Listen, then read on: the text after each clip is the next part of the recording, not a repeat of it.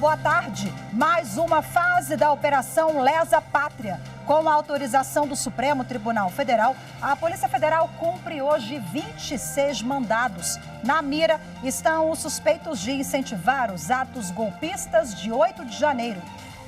Eu sou Rafaela Vivas e a operação de hoje é um dos destaques do dia. Agora vamos aos demais. Em outra operação autorizada pela Justiça, a Polícia Federal desarticula a logística usada por garimpeiros na terra indígena Yanomami. O Museu do Supremo Tribunal Federal é reinaugurado com o nome do ministro Sepúlveda Pertence. E ainda no Dia do Patrimônio Histórico, vamos falar sobre a importância de preservar a história do Brasil.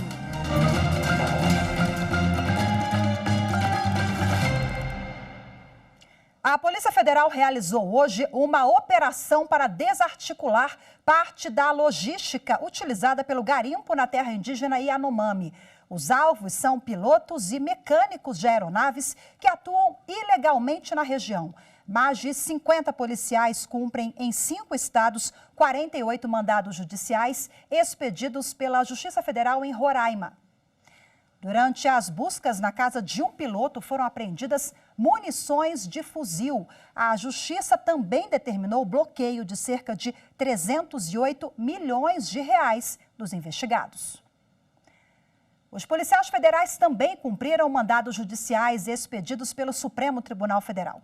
Na nova fase da Operação Lesa Pátria, o foco são os suspeitos de participar, incitar e fomentar os atos antidemocráticos do dia 8 de janeiro. Até agora, 8 pessoas foram presas. Evne Araújo tem as informações.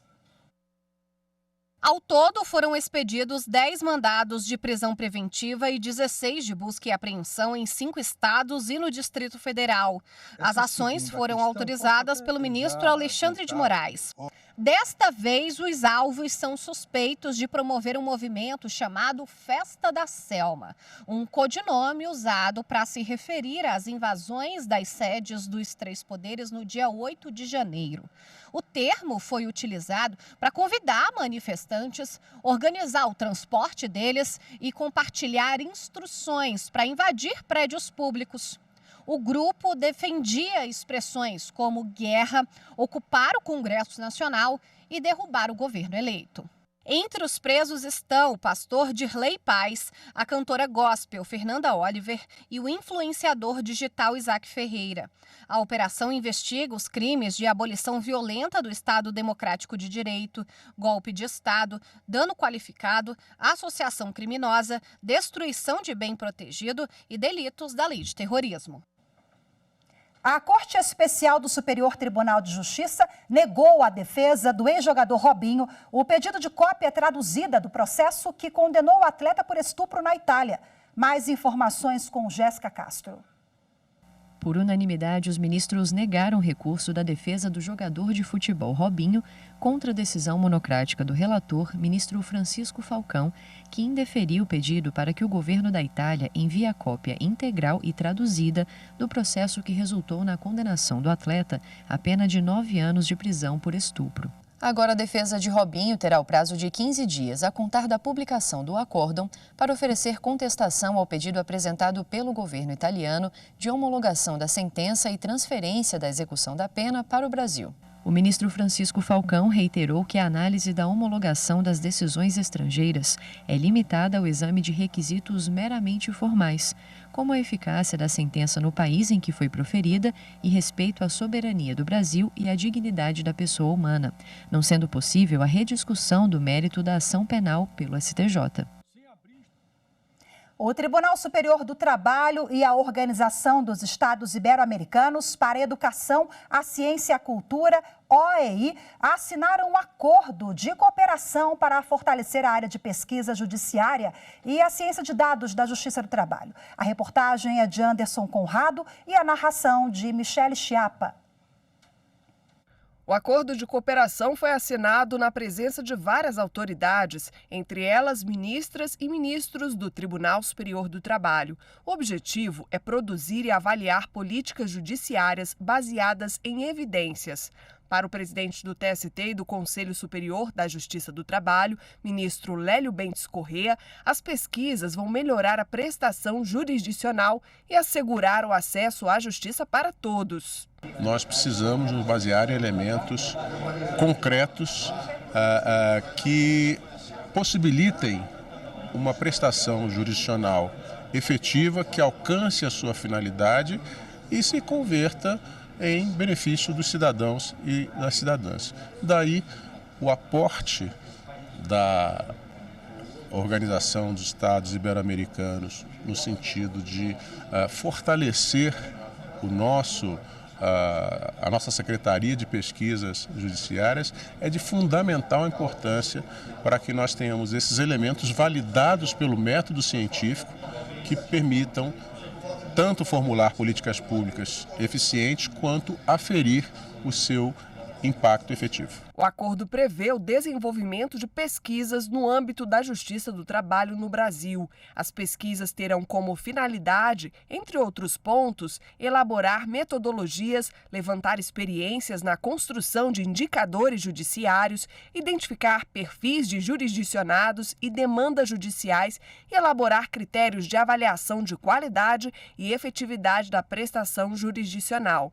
Também fazem parte da proposta identificar as condições de trabalho, saúde mental, clima organizacional, além do uso de ferramentas digitais. É, portanto, uma pesquisa interessante, relevante para o trabalho que o TST desenvolve e desse serviço público importantíssimo para a sociedade, que é a contraprestação do Poder Judiciário por meio dessa matéria que é também tão relevante, que é a matéria trabalhista, mas principalmente a partir de evidências.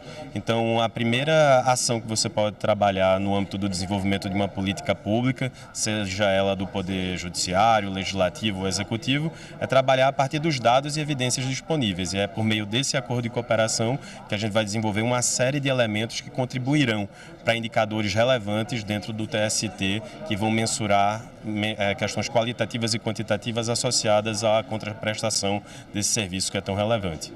O acordo tem vigência até agosto de 2026 e representa mais um passo importante para o fortalecimento da Justiça do Trabalho no Brasil. A seguir, no Dia do Patrimônio Histórico, vamos falar sobre a importância de preservar a história do país. Eu volto em instantes, fique com a gente.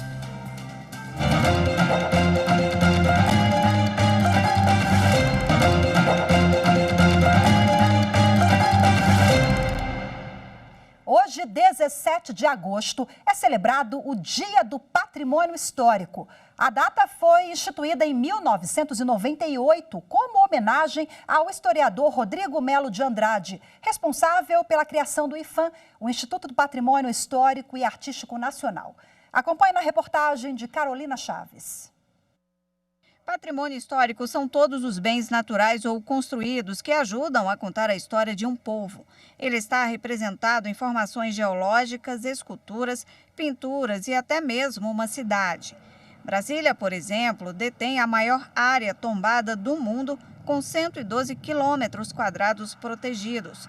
Foi o primeiro conjunto urbanístico do século XX, reconhecido pela Unesco em 1987. O conjunto urbano arquitetônico da capital federal foi inscrito no IPHAN como patrimônio histórico em março de 1990. É um dos 22 bens tombados em 17 estados.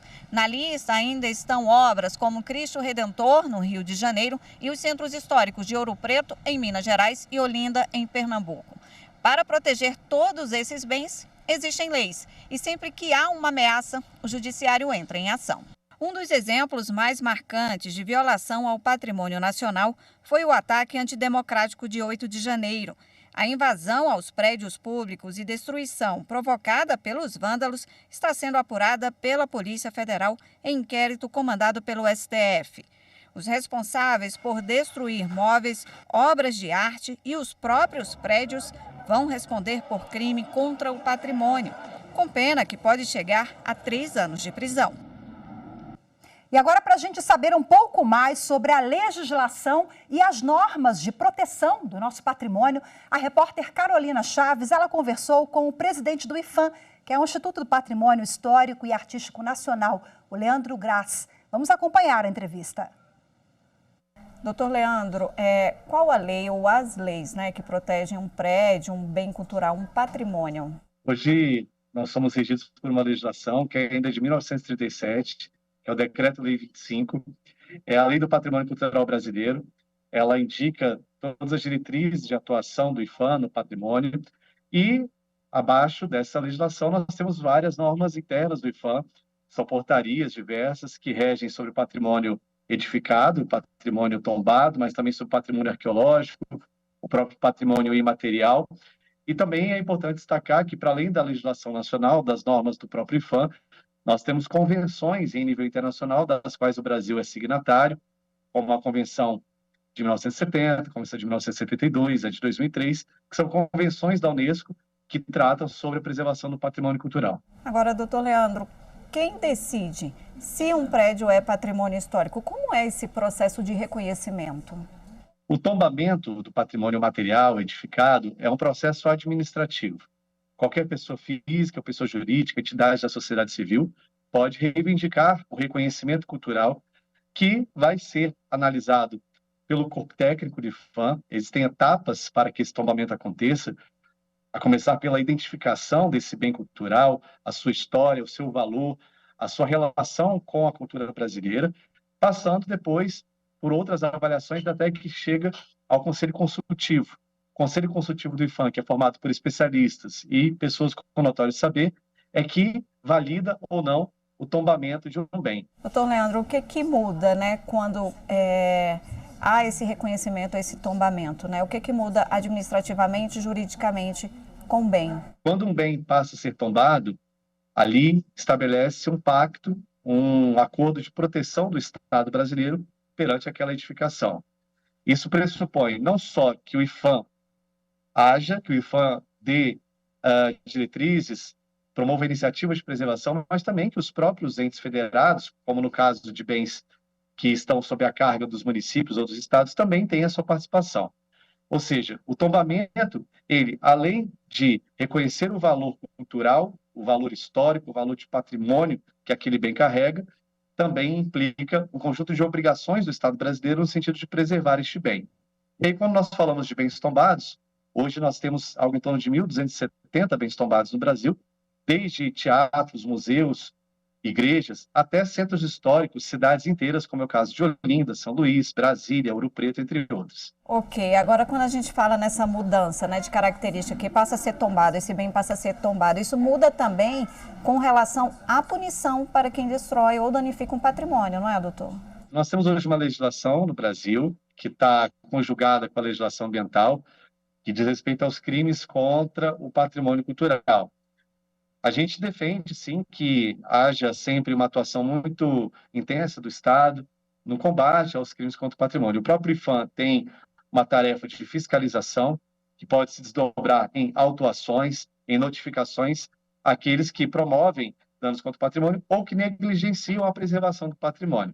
Essa é uma das tarefas do IPHAN também, no sentido de fiscalizar, e esse trabalho acontece através das nossas superintendências em todo o Brasil, os bens que são tombados e também os bens que são registrados para que eles sigam sendo preservados. Agora, doutor, para a gente finalizar, qual a importância da educação patrimonial? A educação patrimonial é o elemento mais importante na preservação do patrimônio cultural, porque ela pressupõe, ela aponta para a conscientização, seja da sociedade em geral, dos cidadãos e cidadãs, mas também de gestores públicos, de representantes da sociedade civil, de lideranças dos mais diferentes lugares do nosso país, no sentido de entender o valor cultural, entender o valor histórico e a importância dos bens que são protegidos, preservados, no sentido de se corresponsabilizarem. Ou seja, sem educação patrimonial não tem preservação, porque as pessoas, em geral, não vão reconhecer a importância desses bens e não vão se comprometer com eles. Nós temos feito uma aposta muito grande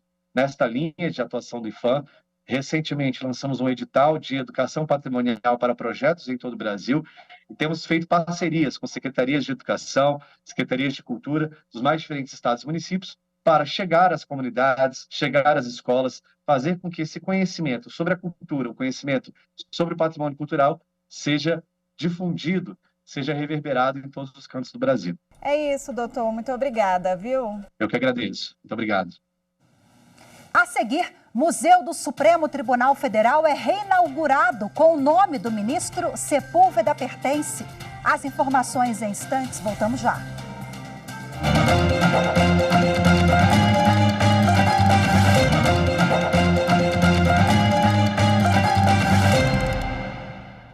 Na abertura da sessão plenária desta quinta-feira, a vice-presidente do Tribunal Superior Eleitoral, ministra Carmen Lúcia, homenageou o presidente do TSE, ministro Alexandre de Moraes, que completou nesta semana um ano no comando da corte.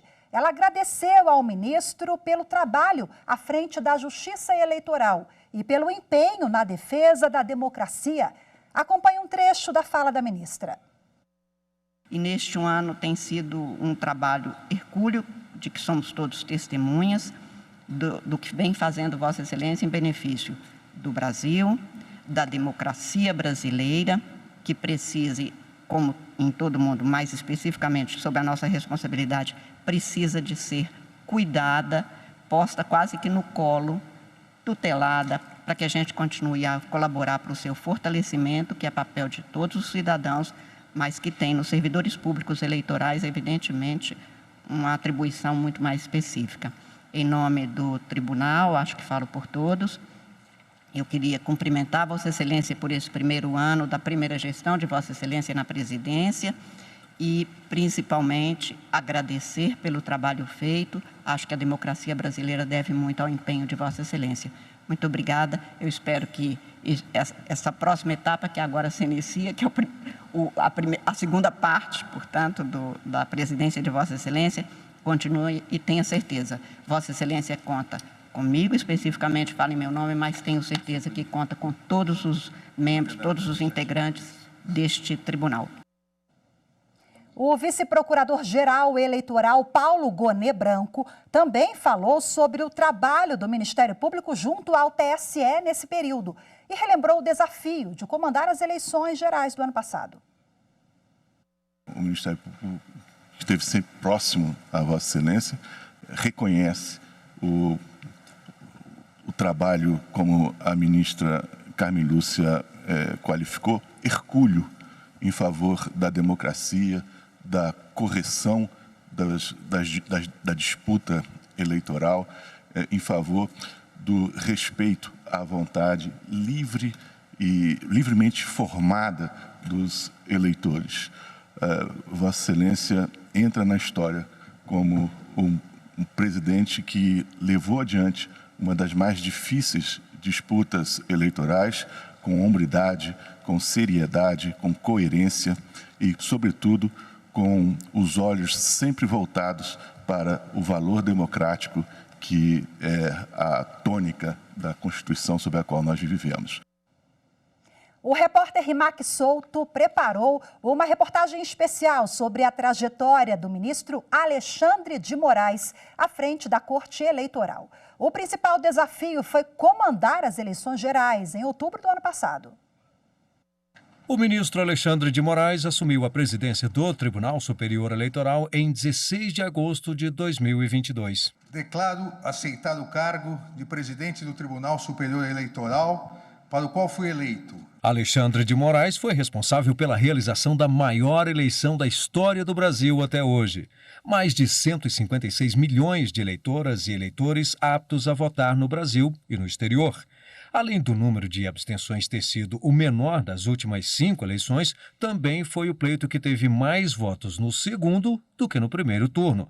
Em meio a tudo isso, as eleições de 2022 também foram marcadas por diversas situações, enfrentadas com firmeza. A Corte se mostrou unida, a Corte se mostrou um órgão colegiado, independentemente da divergência de opiniões, e isso faz parte de um órgão colegiado, mas o Tribunal Superior Eleitoral soube cumprir com êxito, com eficiência, com eficácia, com rapidez, extrema celeridade, soube cumprir a sua competência de realização das eleições, de julgamento dos casos relacionados a candidaturas, a inelegibilidades, para que tudo chegasse a hoje, ao fim do período do ano judiciário, tudo chegasse a bom termo. Entre os desafios para a realização das eleições de 2022 estava o enfrentamento à tentativa de desacreditar o sistema eleitoral brasileiro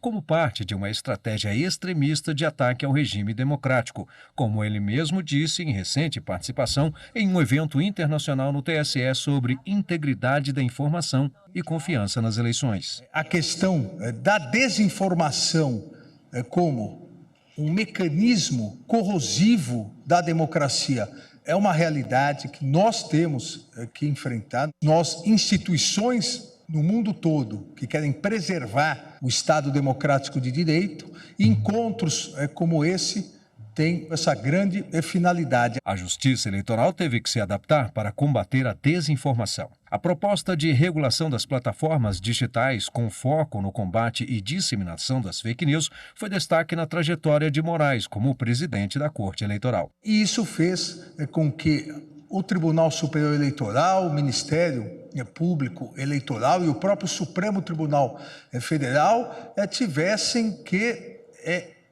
inovar no sentido de preservar a nossa Constituição Federal, preservar a nossa democracia, preservar a lisura das eleições mediante uma agressão inédita, e repito, uma agressão inédita que não é uma peculiaridade brasileira, mas uma agressão inédita pelas mídias sociais, pelas redes sociais, à própria democracia. Neste primeiro ano, a gestão de Alexandre de Moraes também teve foco em ações, campanhas e debates para garantir os direitos e maior participação na política dos povos indígenas, negros, pessoas LGBTI e das mulheres, como o projeto TSE Diálogos Democráticos, Mulheres e Formação Política, realizado em março em comemoração ao Dia Internacional da Mulher.